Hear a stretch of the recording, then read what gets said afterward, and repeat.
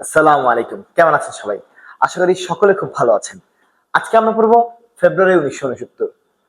নামটা একটু অদ্ভুত না? কারণ আমরা ফেব্রুয়ারির সাথে যে দিক থেকে সম্পর্কিত সেটা হচ্ছে কি আমাদের আহ 1952 কাহিনী। ফেব্রুয়ারির সাথে আমরা সম্পর্কিত কিসে?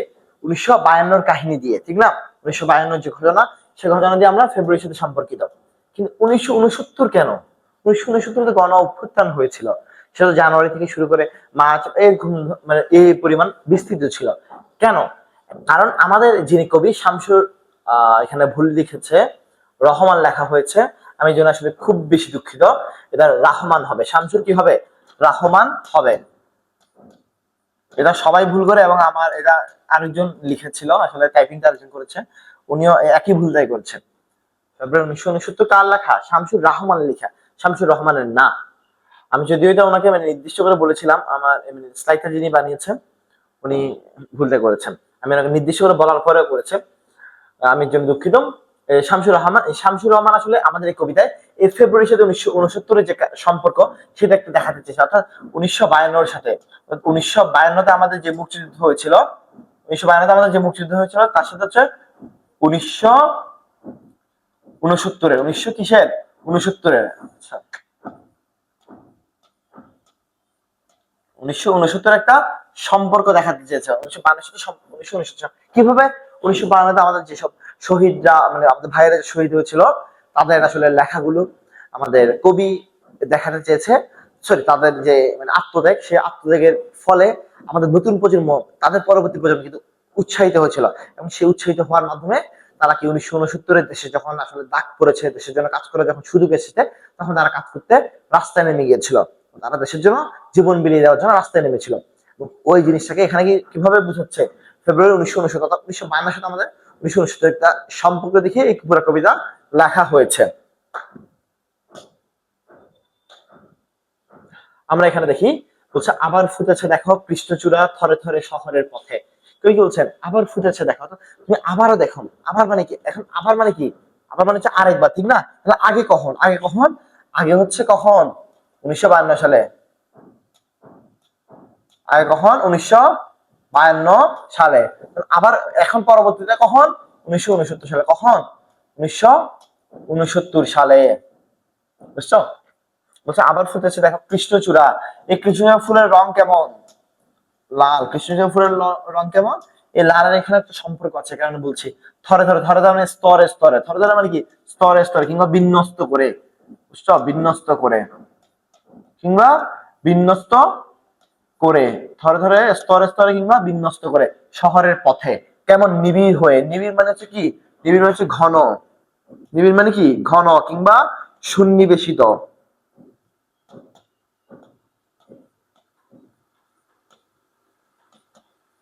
সন্নিবেশিত,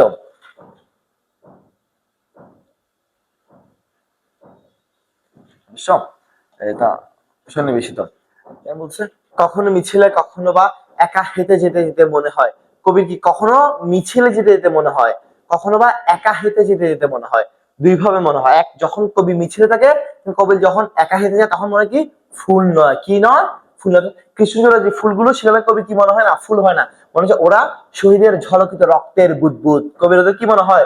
শহীদের ঝলকিত রক্তের বুদবুদ, শহীদের যে রক্ত ছিল, এই রক্তের বুদবুদ মনে হয়। যে যেমন কৃষ্ণচূড়ার রং লাল, কবির এখন তখন লাল ফুলগুলো কবি যখন দেখেন, কবি সেগুলো কি মনে হয়? এই শহীদের রক্তের বুদবুদ মনে হয়। স্মৃতিগন্ধে ভরপুর, কবির কি মনে হয়? এটা হচ্ছে স্মৃতিগন্ধে কেমন? ভরপুর হয়েছে। কেমন হয়ে আছে? স্মৃতিগন্ধে ভরপুর হয়ে আছেন। একুশের কৃষ্ণচূড়া আমাদের চেতনারই রং। কবি কি বলছে? যে একুশের কৃষ্ণচূড়া কিসের রং? আমাদের চেতনার রং। একুশের কৃষ্ণচূড়া কিসের রং? আমাদের চেতনারই রং। এখন এখান থেকে পরীক্ষা প্রশ্ন আসে যে আমাদের চেতনার রং কি? আমাদের চেতনার রং হচ্ছে একুশের কৃষ্ণচূড়া। আমাদের চেতনার রং কি? আমার চেতনার রং একুশের কৃষ্ণচূড়া। এখান থেকে পরীক্ষা অনেক বেশি প্রশ্ন যে একুশের কৃষ্ণচূড়া আমাদের চেতনার রং, এবং পরীক্ষা প্রশ্ন যে আমাদের চেতনার রং কি?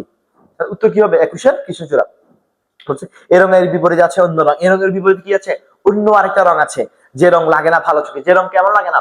চোখে ভালো লাগে না। যে রং সন্ত্রাস আনে। যে রং কি করে? সন্ত্রাস আনে। এখন বলতেছে এই রং, অর্থাৎ লাল রং। এই রং বলতে কি বোঝাচ্ছে? লাল রং। এই রং বলতে কি বোঝাচ্ছে? লাল রং বোঝাচ্ছে। লাল রঙের বিপরীতে অন্য একটা রং আছে, সেই রংটা কি? সে রংটা চোখে সন্ত্রাস আনে। সে রং এখানে কি বোঝাচ্ছে? কালো রঙের কথা বোঝাচ্ছে। কি বোঝাচ্ছে? লাল কালি দিয়ে কালো লিখছি, সুন্দর না? এই রঙের বিপরীতে যে রং সেটাকে কালো রং, এখানে মূলত কিন্তু কালো রং বুঝতে পারে। প্রাত্যহিকতায় আমাদের মনে সকাল সন্ধ্যায় এখন সে রঙে ছেয়ে গেছে পদঘাত সারা দেশ, ঘাতকের অশুভ অবস্থা। আমাদের এখন যে বিপরীতের যে রং সন্তোষণে প্রাত্যহিকতা প্রতিদিন আমাদের মনে সকাল সন্ধ্যায় এখন হচ্ছে কি ওই রংটাই কথা আসতেছে, এবং সে রঙের ছেয়ে গেছে কি পদঘাত ছেয়ে গেছে, সারা দেশ ছেয়ে গেছে ঘাতকের অশুভ অবস্থা। ঘাতকের অশুভ অবস্থা না, আমাদের পদঘাত সারা দেশ হচ্ছে কি হচ্ছে এখন ছেয়ে গেছে। এখন বলছে কি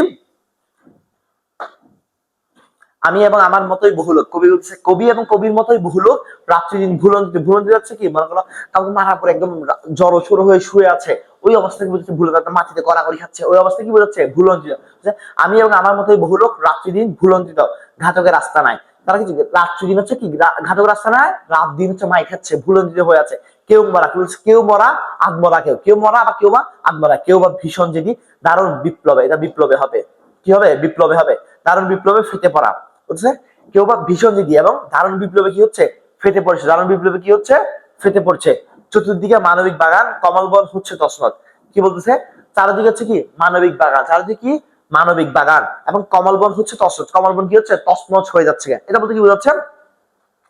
কমল, আচ্ছা আগে কমলবন মানে বললি, কমলবন মানে পদ্মবন, কমলবন মানে কি পদ্মবন, কমলবন মানে কি পদ্মবন।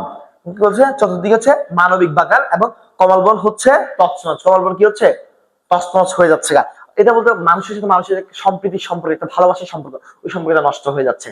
আমাদের 1971 আমাদের পাকিস্তানে যারা যুদ্ধ করে মানে আমাদের উপর নির্যাতন করেছিল, সে পাকিস্তানে কিন্তু আমাদের পাকিস্তানের অংশ, আমরা পূর্ব পাকিস্তান ছিলাম, তার পশ্চিমে কিন্তু একই। এই জুলাই বিপ্লব যারা আমাদের উপর নির্যাতন করেছিল তারা কিন্তু আমাদের দেশের অংশ, কিন্তু দিন শেষে আমরা একটা জায়গায় গিয়ে আমাদের সম্প্রীতি নষ্ট হয়ে গেছে। তারা মিথ্যার পক্ষে ছিল, আমরা সত্যের পক্ষে ছিলাম, এই জায়গায় আমাদের যে সম্পর্কটা নষ্ট হয়েছে। ওই যে মানবিক বাগান অর্থাৎ মানুষের সাথে মানুষের যে সম্পর্ক, ওই সম্পর্কটা কি হচ্ছে নষ্ট হচ্ছে। চাতুর্দিকে মানবিক বাগান কমলবন হচ্ছে, চতুর্দিকে যে মানুষের সাথে মানুষের ভালো সম্পর্ক কমলবন পদ্মবন, পদ্মবন বলতে এখানে আসলে সম্প্রীতির সম্পর্ক ঘটনা বোঝাচ্ছে, সেটা কি হচ্ছে তছনছ, সেটা নষ্ট হয়ে যাচ্ছে। বুঝি তাই 1969 বলছে, কবি বলছে কি এই জন্য 1969 আবার সালাম নামে রাজপথে, আবার সালাম কি করে রাজপথে নামে, শূন্য তোলে ফ্ল্যাগ। সালাম কি করে, একটা হচ্ছে সালাম, এখানে কি করে মনে রাখা লাগবে, সালাম হচ্ছে একবার রাজপথে নামছে, আবার সালাম হচ্ছে শূন্য ফ্ল্যাগ তুলছে। সালাম প্রথমে কি হচ্ছে রাজপথে নামছে, পরবর্তীতে কি হচ্ছে শূন্য ফ্ল্যাগ তুলছেন।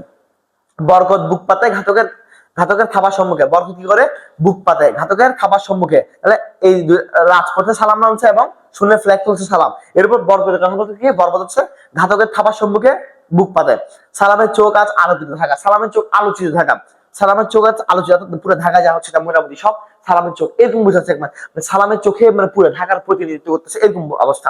সালামের মুখ আজ তরুণ যেমন পূর্ব, সালামের মুখতে হচ্ছে আজ আমাদের এই বাংলা, সালামের মুখ থেকে আজ আমাদের বাংলা, তো আমাদের বাংলাকে প্রতিনিধিত্ব করতেছে, আমাদের বাংলা যে অবস্থা তখনকার দিনের সে অবস্থাকে কি করতেছে প্রতিনিধিত্ব করতেছে। দেখলাম রাজপথে, দেখলাম আমরা সবাই জনসাধারণ, দেখলাম সালামের হাত থেকে, কবি বলতেছে কি রাজপথে দেখছি যে এবং আমরা সবাই কি জনসাধারণ, অর্থাৎ আমরা সবাই এক, আমরা সবাই এক, এই জিনিসটা বোঝাচ্ছে। দেখলাম সালামের হাত থেকে, সালামের হাত থেকে কি হচ্ছে, আচ্ছা সালামের হাত থেকে, সালামের হাত থেকে নক্ষত্রের মতো, কিসের মতো নক্ষত্রের মতো ঝরে অবিরত অবিনাশী বর্ণমালা। সালামের হাত থেকে নক্ষত্রের মতো কি হচ্ছে অবিরত অবিনাশী বর্ণমালা হচ্ছে। আর বরকত বলে ঘাড় ও উচ্চারণে, তাহলে এখানে আমরা একটা জিনিস খেয়াল রাখা লাগবে, বরকত হচ্ছে কি ঘাড় উচ্চারণে বলছে, আর বরকত হচ্ছে ঘাতকের থাবার সম্মুখে বুক পাতে। বরকত দুইটা কাজ করছে, একটা বরকত হচ্ছে ঘাড় উচ্চারণে বলছে, আর একটা হচ্ছে বরকত ঘাতকের থাবার সম্মুখে বুক পাতে। আর অন্য সবগুলো সালাম, অন্য সবগুলো কি সালাম, অন্য জায়গায় সেটা সালাম। এখনো বীরের রক্তে দুঃখিনী মাতার অশ্রু জলে, ফোটে ফুল বাস্তবের বিশাল চত্বরে, হৃদয়ের হরিত, হরিত মানে হচ্ছে সবুজ, হরিত মানে কি সবুজ, বলছে এখনো বরকত কি ঘাড় উচ্চারণ বলতে কি এখনো বীরের রক্তে দুঃখিনী মাতার, বীরের রক্তে এবং দুঃখিনী মাতা যে মায়া তার ছেলেকে হারাচ্ছে, ওই মায়ের কি অশ্রু জলে ফোটে ফুল, একটা ফুল ফুটছে বাস্তবের বিশাল চত্বরে, আমাদের যে বাস্তবে সেই বাস্তবে বিশাল চত্বরে ফুল ফুটে হৃদয়ের হরিত উপত্যকা, আমাদের হৃদয়ের যে সবুজ উপত্যকা, যেখানে আসলে ফসল হয়, যেটা আসলে মানে প্রেম কিংবা ভালোবাসা কিংবা আমাদের দেশ প্রেম যে ধরনের হোক, ওই অবস্থাটা বুঝতে হৃদয়ের ওই অবস্থা, ওইখানে কি হচ্ছে আমাদেরকে ফুল ফুটেছে। কি বলছে এখন সেই ফুল আমাদের প্রাণ, সেই ফুল কি আমাদের প্রাণ, সেই ফুল বলতে এখানে কি বোঝাচ্ছে আমাদের ভাষাকে বোঝাচ্ছে, কিংবা 21শে ফেব্রুয়ারি বা 21 কি বোঝাচ্ছে, সেই ফুল বলতে আমাদের কি বোঝাচ্ছে মূলত আমাদের ভাষাকে বোঝাচ্ছে, কি বোঝাচ্ছে মূলত আমাদের ভাষাকে বোঝাচ্ছে। শিহরিতে ক্ষণে ক্ষণে আনন্দের রৌদ্রে আর দুঃখের ছায়া, কবি হচ্ছে এখন শিহরিত হচ্ছে ক্ষণে ক্ষণে, মানে মানে বিভিন্ন ক্ষণে ক্ষণে হচ্ছে আনন্দের রৌদ্রে। আনন্দের রৌদ্রে বলতে বোঝাচ্ছে মানে আমরা যখন মানে ৭১ যখন স্বাধীনতা পাইছি, কিংবা ৫২-তে আমরা যখন ভাষা পেয়েছি, কিংবা ২৪ যখন আমরা বিজয় পেয়েছি, তখন আমরা আনন্দিত হয়েছি না? এই আনন্দের কথা বলতে এখন বলছে কি দুঃখের ছায়া, কিন্তু আমার মাঝে মাঝে দুঃখের ছায়া। কারণ আমরা তো আমাদের অনেক ভাইকে হারিয়েছি, অনেক বোনকে হারিয়েছি, অনেক পঙ্গু হয়েছে। এই অবস্থা আমাদের কিন্তু শুধু সুখ, মানে শুধু সুখ আসে এরকম না, আমাদের সুখের সাথে একসাথে দুঃখ আসে। আমাদের আজকের কবিতা এতটুকুই, এখানে এতটুকুই পড়া ছিল। ধন্যবাদ সকলকে। আশা করি প্রত্যেক ক্লাসটি বুঝেছে। কোনো সমস্যা থাকলে কমেন্ট বক্সে জানাবো অবশ্যই। আসসালামু আলাইকুম।